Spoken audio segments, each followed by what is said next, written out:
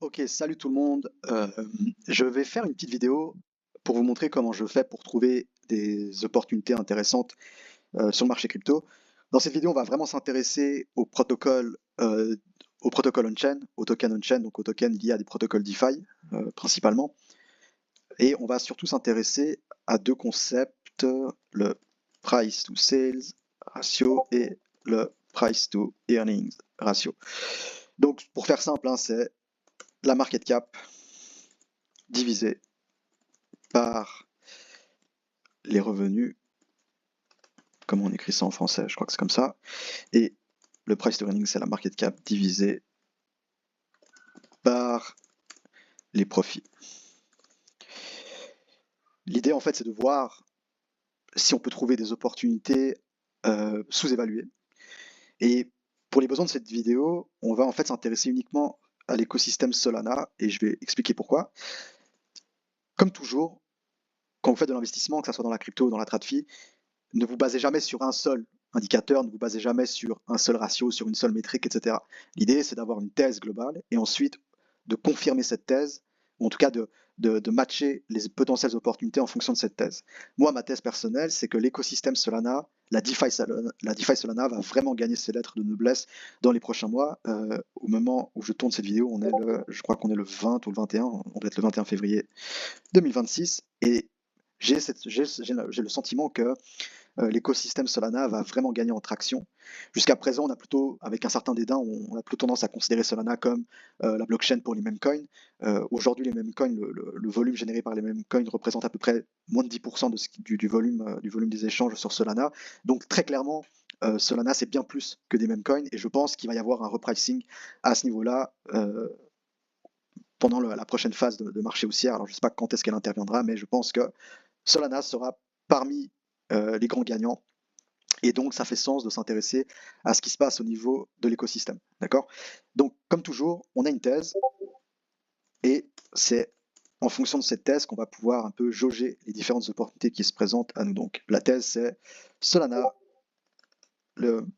l'écosystème Solana va gagner en traction et s'imposer lors de la prochaine phase haussière.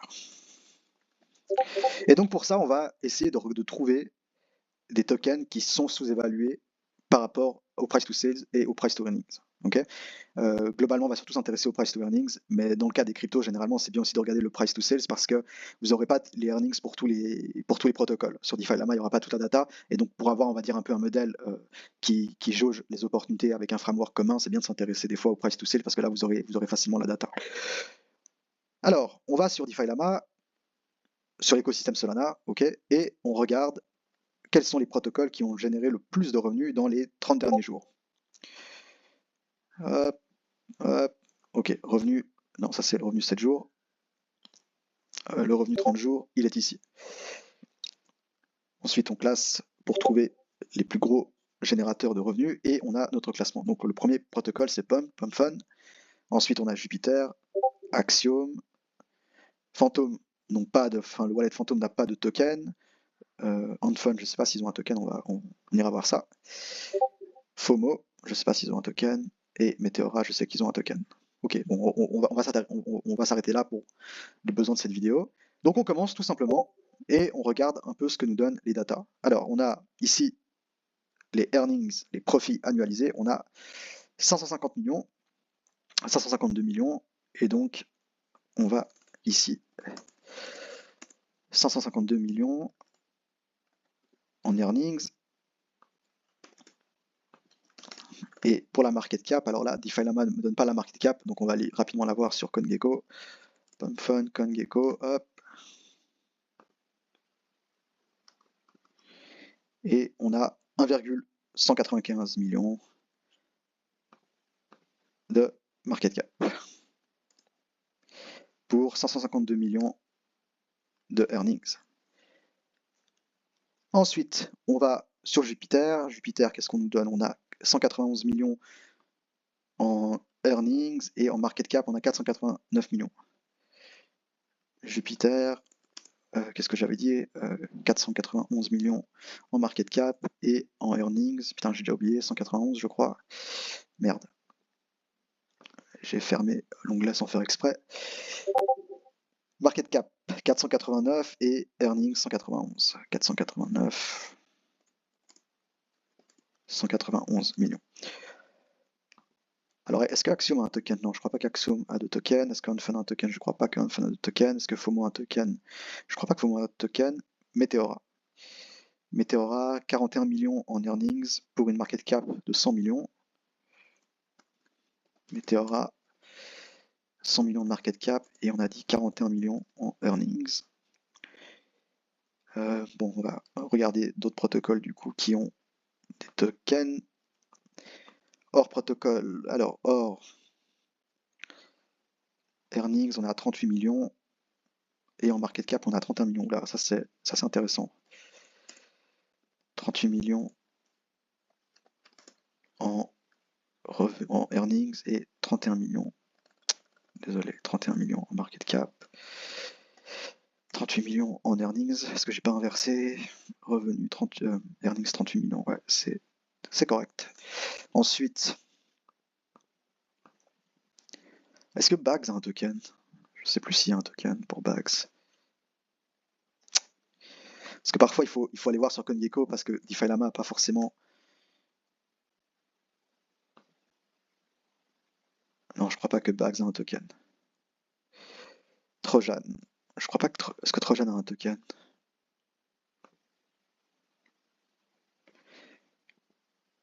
GMGN. Ouais, bon bah désolé, hein, j'ai pas du tout préparé la vidéo, donc l'idée c'était aussi de montrer voilà comment ça se passe en conditions réelles. Alors Raydium, earnings 27 millions et market cap 167 millions. Raydium, 167 millions de market cap et 27 millions de earnings si je me suis bien rappelé, 27. Ouais, 167, c'est correct. Allez, on va essayer de trouver encore Collector Crypt. Ça c'est une plateforme, enfin une application qui tokenise les cartes, les TCG, comme les cartes Pokémon notamment. Alors, est-ce que. Mais alors, Collector Crypt, il me semble qu'il y avait un token. Qu'est-ce que nous dit CoinGecko? Effectivement, il y a un token, il y a le token Cards. Et on a une market cap de 11 millions. Pour des revenus. Alors là, voilà, pour le coup, on n'a pas les earnings, d'accord? On a les fees, on a les revenus et on n'a pas les earnings. Et donc dans ce cas précis, il faudrait effectivement regarder le price to sales ratio plutôt que le price to earnings. Ce qui m'embête un peu pour le coup, parce que ici, ah non, il n'y a pas. Ah, ici on a des earnings. Ok, ici on a les earnings. Ok, donc on va rapidement faire une addition. Donc le protocole a gagné. Ouais, on va plutôt regarder comme ça. Alors, on va regarder sur le Q4 2025, on a eu 10 millions, enfin 9 millions en earnings sur le dernier trimestre. Bon, on va faire une projection, hein, vite fait, on va annualiser ça. Donc, ça fait quoi? Ça fait 36 millions en annualisé. Et on va enlever une petite marge. On va enlever quoi? 20%, allez, on va dire 30 millions en annualisé. Mais là, vous voyez, typiquement, c'est pas. Là, c'est pas optimal. Hein, c'est pas optimal parce qu'on n'a pas tout le data. Donc, on fait rapidement des projections. On va aller à 30 millions en annualisé, en profit annualisé. Et est-ce qu'on s'en fait un petit dernier pour la route? Photon, je crois pas je crois pas que Photon a un token. Mine de rien, il y a quand même pas mal d'applications qui font du revenu hein, sur l'écosystème Solana. Helium, c'est un projet d'Epine. Alors, on a revenu, ouais, alors est-ce qu'on n'a pas les earnings là? Ok, on les a ici. 1,24 millions, on va faire ça en annualisé. Ouais, le trimestre n'est pas terminé. On va faire la même chose ici, on va annualiser. Et on va dire à peu près 10 millions en annuel, en projection.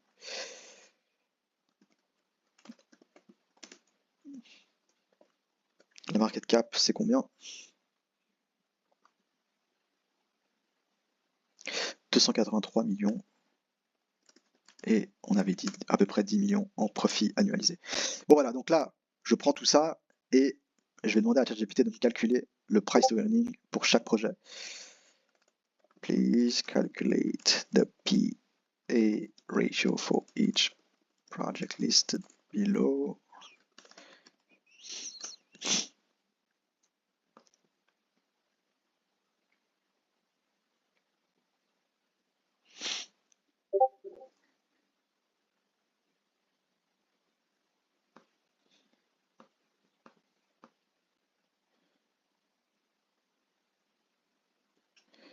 Ok, donc là je vais lui demander effectivement from the lowest to the highest.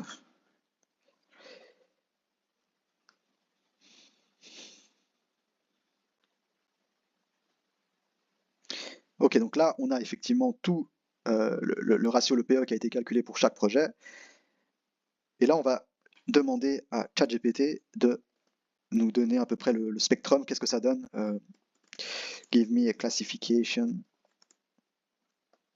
of valuation spectrum based on the ratio. I want to know when one project is very undervalued, fairly valued, and overvalued. Moi, j'aurais pu écrire en français. Hein. Désolé, j'aurais pu chatter en français, ça aurait été plus simple. Généralement, j'utilise plutôt l'anglais quand j'interagis avec les IA, mais c'est vrai que pour le coup, ça aurait été mieux de simplement écrire en français. Bon, en gros, l'idée, alors attention, on revient à la vidéo. Donc, l'idée en fait du ratio, c'est donc de calculer la market cap, de diviser en fait, de calculer en fait la profitabilité d'un système, enfin la profitabilité d'un projet par rapport au prix même de ce projet. Donc, c'est pour ça qu'on va prendre la market cap et la diviser par les profits. Ensuite, vous allez obtenir un chiffre. Okay, par exemple, un ratio de 1, un ratio de 2, un ratio de 3, un ratio de 10. L'idée, c'est de savoir si c'est plutôt sous-évalué, plutôt correctement valorisé ou alors surévalué, survalorisé. Ici, par exemple, j'ai demandé à ChatGPT de me donner un peu le framework habituel. Donc là, on voit qu'effectivement, quand on a un PE inférieur à 1, on est ultra sous-évalué, enfin très sous-évalué. Généralement, quand c'est un 3, on est sous-évalué. On est plutôt fairly value, on est plutôt à fair value quand c'est 3 à 8, et ça devient un peu cher quand on est au-dessus de 8. D'accord? Donc, avec ça en tête, on peut analyser les différents résultats qu'on a obtenus. Donc, on a ici CryptoCards qui serait techniquement ultra sous-évalué avec 0,37, Or qui serait ultra sous-évalué avec 0,82, PumpFun qui serait bien sous-évalué aussi à 2,17, Meteora et Jupiter aussi, vu qu'ils ont un ratio inférieur à 3. On a Radium qui est plus ou moins à fair value, et on a Helium qui apparaîtrait comme surévalué en fonction de cette market cap. Je précise une chose qui est très importante, c'est que le PE, le ratio PE n'est pas forcément toujours un véritable indicateur de valorisation. Pourquoi? Parce que dans certains cas, vous pouvez avoir des projets qui vont trader à un PE techniquement très sous-évalué, mais ça peut être aussi un signe de faiblesse. Ça veut dire que par exemple, le marché peut très bien admettre qu'effectivement un protocole génère beaucoup de revenus par rapport à son prix, par rapport à sa capitalisation, mais si le marché pense que le protocole ne sera pas capable de générer autant de revenus à l'avenir, ou s'il y a un risque lié par exemple à une législation pas très claire, eh bien le marché va tout simplement ignorer le token. Peu importe si, en fait, ça n'a aucun intérêt à acheter un token si vous pensez que le business est menacé dans le futur pour X ou Y raison. D'accord? Donc, encore une fois, pensez toujours que le marché ne price jamais le présent, mais toujours le futur. Les prix que vous voyez à l'heure actuelle, à l'instant T, c'est généralement des prix qui sont pricés qui sont pricés sur un horizon plus ou moins important. D'accord? Alors après, c'est quoi l'horizon exact? Ça, personne ne le sait. C'est pour ça qu'il y a toujours un flux dynamique au niveau de l'offre et la demande, parce que finalement, chaque opérateur a son propre horizon d'investissement. D'accord? Mais l'idée, c'est de pas sauter tout de suite et de vous dire, putain, mais vas-y, CryptoCard, c'est 0,37, Joline, c'est ultra sous-évalué, je vais all-in. Ok? C'est pas la bonne manière de faire. Il faut prendre ce chiffre et ensuite réfléchir un peu, se dire, ok, ben là, j'ai du TCG. Qui est à 0,37, est-ce que finalement j'aurais pas envie d'acheter ça? Bah déjà on va aller voir le chart, on est quoi ça? On est sur Token Cards, on va regarder sur le year to date. Ok. Donc le token a été lancé il y a moins d'un an, en septembre 2025, et là on voit qu'effectivement on a connu un premier pic haussier en 15 septembre, et depuis on est en down only. Qu'est-ce que nous raconte la FDV? Ok, effectivement on a une FDV qui est quand même qui est à peu près 7 fois supérieure à la market cap. faudrait voir hein, le tokenomics, etc., s'il y a du supply, etc. Euh, Là, par exemple, dans le cas de Cards, je vais passer le token pour une raison qui est très simple, c'est que je ne suis pas très familier avec le marché du TCG. Si vous êtes assez branché là-dessus, si vous connaissez bien le marché des cartes Pokémon, vous serez peut-être en mesure de contextualiser davantage l'opportunité, parce que par exemple, si vous pensez que le marché Pokémon TCG est plutôt dans une phase baissière, et bien ça peut être extrêmement intéressant de se positionner maintenant. Au contraire, si vous pensez qu'on est en train de surchauffer, c'est peut-être pas très intéressant parce qu'il y aura des volumes qui vont sans doute baisser dans les prochains mois si le marché pique. Donc comme c'est un marché que je ne connais pas vraiment, je vais plutôt passer, je vais pas trop me pencher sur Collector Crypto. C'est quoi le nom? C'est Collector Crypt? C'est quoi le nom du projet exact? Collector Crypt. Voilà. Mais c'est quand même intéressant, hein. C'est quand même intéressant de noter qu'effectivement, on a un projet qui est techniquement ultra sous-évalué, qui a une très très grosse profitabilité par rapport à sa capitalisation. Ensuite, on a Or. Alors Or, je suis beaucoup plus familier, j'ai hold du token à un moment. En réalité, Or, ça pourrait être une opportunité intéressante. Euh, Après, c'est un projet qui est assez particulier. Donc, pour ceux qui connaissent pas Or Protocol, en fait, c'est une store of value. Donc, c'est on va dire un token qui a pour vocation à être une monnaie d'échange, à être une store of value native sur l'écosystème Solana. Et en fait, la distribution du token se fait par un système de gaming, enfin, par un système de mining gamifié. Et donc, pour vous positionner, en fait, pour obtenir du token, vous devez participer à une sorte de loterie, hein. C'est pas tout à fait ça, mais c'est un peu ça. C'est vous participez en fait, vous allez miner en fait le token via une loterie, et pour participer au mining, vous devez payer. Vous devez payer, et c'est en fait les frais que vous payez qui génèrent les revenus pour le protocole. Clairement, on a un protocole qui est sous-évalué en termes de PE. Le chart est pas si dégueulasse que ça. On a eu un très très gros pic, hein. On a tradé en fait pendant Euh, on a eu en fait en 2024, on a eu un lancement, ça moi je le connaissais pas encore. Ensuite, ils ont changé l'algorithme de mining. Avant c'était un proof of work, d'accord. Ils ont switché vers justement ce mining gamifié à base plus ou moins de loterie. Et quand ils ont lancé la nouvelle version en octobre 2025, le token a ultra pump, et ensuite on est dans une phase de retracement sur les 3-4 derniers mois. Ce qui est aussi corroboré par le contexte de marché, hein. On est dans un marché plus ou moins baissé depuis le 10 octobre. Et donc, effectivement, c'est pas surprenant de voir des tokens tradés à la baisse. Alors, est-ce qu'on a envie de bid Or à l'heure actuelle? J'ai un très gros problème avec Or, c'est qu'il n'y a pas un mode qui est très évident, parce qu'on a effectivement d'autres protocoles sur Solana qui sont à peu près dans la même, qui ont plus ou moins répliqué le modèle de Or. Et d'ailleurs, on va peut-être en trouver ici dans le classement. Il y a voilà, Graphite Protocol, c'est quelque chose qui est assez similaire à Or. Gold, GODL, Godel est aussi similaire à Or. Euh, Est-ce que Or va être en mesure de rester la première store of value sur Solana? À mon avis, ce sera vraiment le cas quand le token Or sera vraiment utilisé comme monnaie d'échange, et donc ça demande quand même une certaine puissance en termes de distribution, d'intégration. Parce que le problème, c'est que là, vous avez typiquement un cas où vous avez un protocole qui effectivement génère des revenus à l'instant T, mais où c'est assez difficile d'envisager une profitabilité similaire dans le futur, dans le sens où ça peut être extrêmement volatile. Il n'y a pas forcément un moat qui est extrêmement solide. Et donc, c'est pas quelque chose qui me donne forcément envie de me jeter dessus, même si j'aime beaucoup le protocole, j'aime aussi beaucoup la communauté. Il y a plein de petits projets qui se bâtissent autour de Or et qui tentent d'intégrer enfin, qui intègrent le token. Donc, ça peut être intéressant. On voit effectivement que, mine de rien, en termes de revenus, hein, quand on les mensualise, on a quand même quelque chose de plus ou moins assez robuste. On voit notamment qu'on est dans un marché baissier, archi baissier depuis ces derniers mois, et on voit que décembre a assez bien tenu. On a été plutôt up en janvier, et là, février, on est quoi? On est le 21, et donc on devrait terminer février au-dessus d'octobre. Donc c'est quand même pas mal, hein. C'est quand même un signe de résilience. Mais voilà, c'est vraiment quelque chose qui est hyper spéculatif, même si c'est techniquement, même si Or est l'un des protocoles qui a généré le plus de revenus sur Solana. Pour moi, c'est encore un paysage qui est trop volatile. Les store of value, je ne sais pas si le marché en veut vraiment. Donc, on a déjà Bitcoin pour ça. Et 40 000 places pour les store of value. Donc, voilà, c'est assez spéculatif. Je pense pas qu'on puisse vraiment se casser la gueule. Je pense que Or aura toujours plus ou moins de mindshare dans ce secteur, dans ce narratif. Mais bon, Voilà. Moi, je sais pas vous, mais moi, je suis assez à sec en termes de liquidité. Je me suis bien fait éclater là, c'est depuis depuis octobre, donc j'ai pas vraiment de thunes à mettre dans un projet aussi, on va dire, aussi spéculatif. Mais je peux comprendre qu'on puisse effectivement mettre une petite pièce. Là, on arrive sur des protocoles, sur deux protocoles extrêmement intéressants. On va commencer du coup par Pump. J'en ai jamais parlé sur la chaîne, hein, je viens de commencer la chaîne YouTube, donc j'ai pas vraiment eu le temps de donner mon avis, mais moi je suis très bullish sur Pump Fun. Je crois que c'est vraiment l'un des business models les plus résilients à l'heure actuelle. On voit qu'effectivement, quand on regarde les revenus, ça tient quand même bien. Franchement les gars, ça tient bien quand même. Quand on regarde depuis octobre, hein, donc le marché qui se fait littéralement exploser la gueule depuis le 10 octobre, on a quand même un protocole qui génère quasiment plus de 30 millions tous les mois. Franchement, quoi qu'on en pense, quoi qu'on en dise, PumpFun fait de la thune. Ils ont clairement un PMF.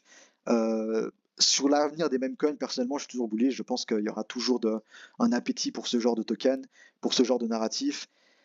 Je pense pas que PumpFun va disparaître du jour au lendemain et je pense qu'au contraire, ils ont quand même une assez bonne assise dans le narratif. Et surtout, ils ont une très très grosse trésorerie, donc ils ont moyen de, ils ont moyen d'aller vraiment de faire des acquisitions pour d'autres produits, d'explorer d'autres verticales, pourquoi pas. Euh, je suis très bullish hein, sur PumpFun et là du coup on a un ratio, un PE de 2,17 et donc ouais, pour le coup PumpFun me paraît sous-évalué, me paraît intéressant. Je pense que ça peut être une bonne opportunité. Pour le coup, ça peut être une bonne opportunité. Et je suis aussi un très très gros fan de Meteora. Meteora, c'est un DEX sur Solana. Et Meteora a la particularité d'avoir des DLLM pools qui ressemblent plus ou moins au CLLM. Donc ça vous permet en fait de fournir de la liquidité sur des plages de prix très précises. Donc par exemple, plutôt qu'à l'inverse des AM, excusez-moi, à l'inverse des AMM, où vous allez fournir de la liquidité qui va couvrir une plage de prix extrêmement importante et donc c'est pas très efficient en termes de capital parce que si par exemple on a Solana qui trade à 80 dollars pendant 10 jours de suite, ça sert à rien d'avoir de poser de la liquidité à 150 dollars, d'accord. Et donc le problème des AMM, c'est qu'ils répartissent la liquidité de manière unilatérale, alors que les CLLM ou les DLLM comme Meteora vous permettent en fait de répartir la liquidité sur les plages de prix que vous avez envie. Donc il y a un aspect trading aussi, parce que vous devez vous dire, ok, mais est-ce que pendant les 2-3 prochains jours, on va trader, on va être plutôt dans un range et donc on va trader sur des plages de prix très réduites, ou alors à l'inverse, on va être dans un marché vertical, et donc il y a peut-être c'est plus intéressant finalement d'avoir une distribution du prix, une répartition de la liquidité beaucoup plus large. Et là, l'avantage de ça, c'est que ça vous permet en fait d'aller taper des APR beaucoup plus du rendement en fait tout simplement beaucoup plus important.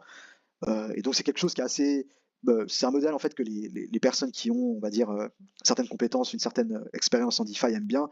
Et du coup, vous avez pas mal de smart money qui farment sur Meteora. Et donc voilà, c'est un business model qui est franchement pas mal, ça génère du revenu. Et j'aime beaucoup en fait Meteora parce que comme je suis ultra bullish sur la DeFi Solana au global, c'est typiquement en fait un, un token, enfin un protocole qui va bénéficier d'une augmentation de l'activité sur Solana. Et donc ça peut être en fait une opportunité intéressante pour jouer en fait un effet miroir, d'accord. Donc si on a la DeFi Solana qui explose, comme Meteora est plus ou moins le centre de gravité, l'un des centres en tout cas de gravité de la DeFi, ça peut être un bet assez intéressant à prendre. Et donc disclaimer, je suis positionné sur Meteora, je ne suis plus positionné sur PumpFun, j'ai plus de liquidité. Si j'arrive à faire 2-3 rotations sur d'autres tokens et que Pump est toujours sous-évalué, c'est aussi un token que j'achèterais volontiers. Mais pour l'instant, je suis surtout focus sur Meteora. Même chose pour Jupiter. Jupiter, c'est quelque chose aussi qui est assez intéressant. C'est un protocole que j'aime beaucoup et que j'utilise aussi très régulièrement. Euh, Maintenant, on va rentrer dans la deuxième partie de cette vidéo, qui est l'importance de comprendre le tokenomics. Parce que le problème, en fait, dans le cas de Jupiter, mais en fait, je peux carrément vous montrer ça sur DeFi Lama, si je ne me trompe pas. Est-ce que... euh, attendez, désolé, c'est juste... Ah voilà, c'est ici. Le problème, en fait, c'est que tous ces PE ratios, etc., c'est très bien. Le problème, c'est qu'il faut prendre aussi en compte le tokenomics global. L'intérêt, en fait, de Pump Fund, c'est que vous avez un buyback qui est quasiment systématique. Donc, Pump va utiliser à peu près entre 90 et 95% de ses revenus pour racheter le token Pump sur le marché, sur l'open market.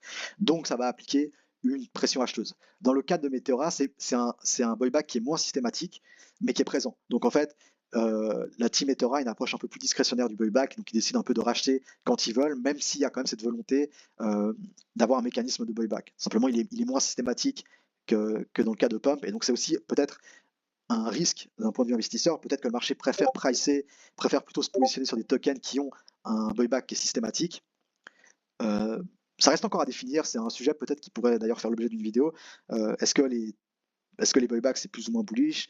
On a l'exemple d'Hyperliquid qui est ultra bullish, qui a vraiment surfé sur la vibe des buybacks, mais à l'inverse, on a beaucoup de protocoles qui ont annoncé aussi des buybacks, et ça n'a pas forcément eu d'impact sur le prix, parce qu'encore une fois, le marché cherche toujours à pricer le futur. Donc par exemple, si vous avez un protocole qui buyback son token, ça peut paraître bullish, mais si derrière, vous n'arrivez pas à faire un plan, vous n'arrivez pas à faire un scénario de croissance évident pour les prochaines années, eh bien que ça buyback à l'instant T, à l'instant présent, ça a finalement peu d'importance si derrière on sait qu'il n'y aura pas de buyback dans le futur ou des buybacks moindres parce qu'il n'y aura pas forcément une croissance. D'accord. Donc il y a toujours un arbitrage à ce niveau-là et c'est pas forcément une règle voilà, qu'il faut suivre absolument. Putain, il y a du buyback, vas-y, j'achète. Okay, c'est important d'essayer d'apporter toujours un maximum de contexte. Dans le cas de Jupiter, donc, le problème de Jupiter, c'est le putain de tokenomics. Alors attendez, laissez-moi. Hop. Ok, et on va montrer le prix et vous allez tout de suite comprendre. Ok, désolé. Market cap, on enlève. DAO, on enlève. Mercurial, on enlève. Immediate, Market Makers, Launch Pool, Airdrop. Et là, ça c'est un chart qui fait du mal. Si vous aimez Jupiter comme moi, ça fait toujours chier de voir ce graphique. Parce qu'on voit que le prix a commencé à se faire complètement défoncer la gueule en février 2025, au moment même où les unlocks pour la team ont commencé. Il y avait donc une phase de cliff qui a duré à peu près un an et demi. Et au moment où vous avez eu les premiers unlocks pour la team Jupiter, eh bien vous avez eu en fait des millions en valeur, des millions de dollars en valeur de Jup unlock chaque mois et qui se font dump en fait sur le marché, qui se font dump sur le marché ouvert, sur l'open market. Et donc vous avez une pression vendeuse chaque mois. Et c'est un token qui est extrêmement difficile à hold parce que quand on voit le schedule, ça ne fait pas rêver. On va avoir des unlocks jusqu'en 2027 et donc une pression vendeuse à attendre jusqu'en 2027. Et donc c'est pour ça que c'est super sympa d'avoir un très bon du revenu, un machin profitable, etc. Mais si derrière vous avez un tokenomics qui n'est pas ultra favorable, c'est pas forcément une opportunité extrêmement intéressante. Et dans le cadre de Jupiter, c'est un exemple qui est assez connu malheureusement, c'est un exemple que les gens sur Twitter mentionnent souvent, c'est un token qui se fait absolument défoncer par un tokenomics extrêmement prédateur. Donc pour le coup, alors, ok, je pense, personnellement, je pense que Jup est un token intéressant. Je pense que si vous êtes positionné à l'heure actuelle, il y aura un profit à faire. Ça peut même surperformer. Il peut même y avoir une sorte un peu de relief pump, parce qu'il y a aussi beaucoup de feed à l'heure actuelle. Donc il y a moyen comme ça d'avoir un peu ce qu'on appelle un hate rally. Mais c'est vrai que c'est pas forcément le token le plus élégant en termes de tokenomics. Et donc, c'est quitte à choisir, je préfère à la rigueur me positionner sur Meteora et sur Pump plutôt que sur Jupiter. Et ça me fait chier de le dire parce que vraiment je suis un très très gros fan de Jupiter. C'est carrément, j'utilise Jupiter en fait quasiment tous les jours. J'utilise Jupiter pour faire mes swaps et en fait j'utilise même Jupiter pour simplement regarder les charts. J'aime beaucoup l'UX. C'est vraiment l'une de mes applications préférées et c'est super de voir qu'ils font pas mal de revenus. Ça pèse combien Jupiter en termes de revenus? On est quand même, voilà, on est à 191 millions de revenus par année, en projection annuelle. Ça, c'est un vrai business. C'est même au-delà de la crypto, il y a 99% des startups rêveraient d'avoir de tels revenus. Donc c'est vraiment un super business et très très gros respect pour la team Jupiter d'avoir bâti quelque chose d'aussi formidable, d'aussi colossal. Mais c'est juste que le token est difficile à hold. Ok. Donc c'est un facteur qu'il faut prendre en considération. Et donc voilà, vous voyez que en utilisant le PE et le ratio PE, on peut comme ça se trouver des opportunités, réfléchir à certains tokens, à certains protocoles. Je suis désolé, c'est un peu une vidéo qui est un peu décousue, qui va un peu dans tous les sens. Je me répète un peu, j'ai pas forcément Je sais pas si je suis un peu, je sais pas si je suis très clair dans mes explications, mais voilà, c'est typiquement un exercice que je conseille de faire. Faites une fois, voilà, une fois tous les mois ou tous les trimestres. N'hésitez pas à regarder un petit peu ce qui peut paraître sous-évalué. Ça vous permet après peut-être d'allouer votre capital sur des opportunités qui sont plus intéressantes. Et voilà, je vais m'arrêter là. Je crois que j'ai à peu près tout dit. Faites des recherches sur le PE et le PS, sur le ratio PE-PS. Vous pouvez très bien utiliser ChatGPT. Vous pouvez très bien euh, lui poser des questions. Vous pouvez très bien analyser aussi des tokens sur l'écosystème Ethereum. Euh, Moi, je suis assez bullish, hein, sur la DeFi, donc tout ce qui va être sur Ethereum, Solana, et pourquoi pas ce qui se passe un peu sur BNB en embuscade, même si je suis beaucoup moins familier pour le coup. Moi, je me focus surtout sur Solana, à vrai dire. Mais voilà, n'hésitez pas à regarder ça de votre côté. On peut peut-être s'en faire un dernier pour la route. On va voir ce que Hyperliquid nous donne à ce niveau-là. Hyperliquid, attendez, là, ça c'est le L1. Est-ce que le L1 il prend en compte les revenus du protocole? Ouais, ok. Alors, au niveau du L1, ouais, on va peut-être plutôt regarder au niveau du, du PERP, au niveau de la plateforme. On a en revenu annualisé, putain, ouais, 900 millions, ouais, ça rigole pas, hein, Hyperliquid, c'est quand même du vrai business, hein.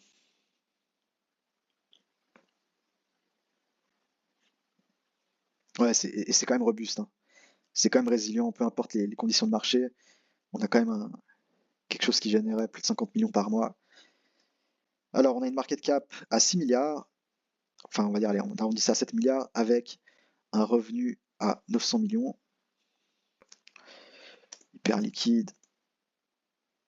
J'ai dit quoi? J'ai dit 7 milliards de market cap pour 900 millions de. Ouais, alors pour le coup, c'était les earnings là. Mais je crois que, ouais, en earnings, on est à 780 millions.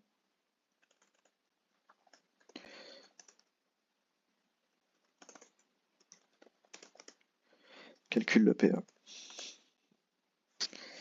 Ouais, je suis con, j'aurais pu le calculer à peu près de tête. Ouais.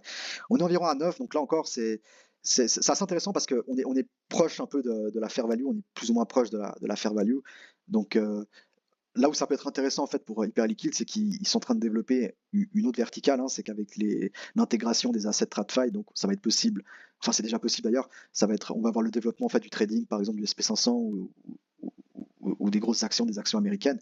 Et donc, à mon avis, il y a encore beaucoup de volume à aller chercher pour Hyperliquid. On a aussi HIP4 qui va permettre en fait l'avènement des marchés de prédiction sur la blockchain Hyperliquid, enfin sur Hyperliquid. Donc, pour le coup, il y a pas mal de revenus et de volume à aller chercher. Dernière chose, le problème en fait du PE ratio, c'est que parfois DeFi Lama a peut-être pas les chiffres extrêmement précis pour les earnings. Il va avoir tendance en fait à utiliser le même chiffre pour les revenus et pour les earnings. Et normalement, en réalité, c'est pas toujours, hein, c'est pas toujours extrêmement équivalent. Donc, il faut quand même garder une marge d'erreur. Si vous avez un protocole qui est ultra sous-évalué, avec un ratio par exemple de 2, mettez une marge d'erreur peut-être de 40-50%. Donc dites-vous, ok, ben, en fait, il n'a pas un PE de 2, mais il a plutôt un PE de 3. D'accord? Mettez quand même des marges d'erreur parce que ça, j'ai pas encore assez creusé. Il faudrait d'ailleurs que je regarde un peu en détail, surtout sur Metera, vu que c'est une position que j'ai. Je me demande en fait c'est quoi le earnings, le earnings exact. Donc voilà, c'est pas une vidéo conseil d'investissement, hein, je partage juste ma façon de faire, mon process. Euh, voilà, désolé, c'était un peu chaotique. Mais bon, voilà, j'avais pas préparé la vidéo. C'était l'occasion pour moi aussi de me réactualiser un petit peu avec ce qui se passe au niveau de l'écosystème Solana. Et donc, je me suis dit, bah, autant le faire en vidéo pour partager un peu le process. N'hésitez pas à me donner vos avis dans les commentaires. Et si vous avez des questions, si j'ai été un peu confus, etc., je peux peut-être m'attarder sur un point en détail à l'avenir. Allez, à la prochaine, les gars.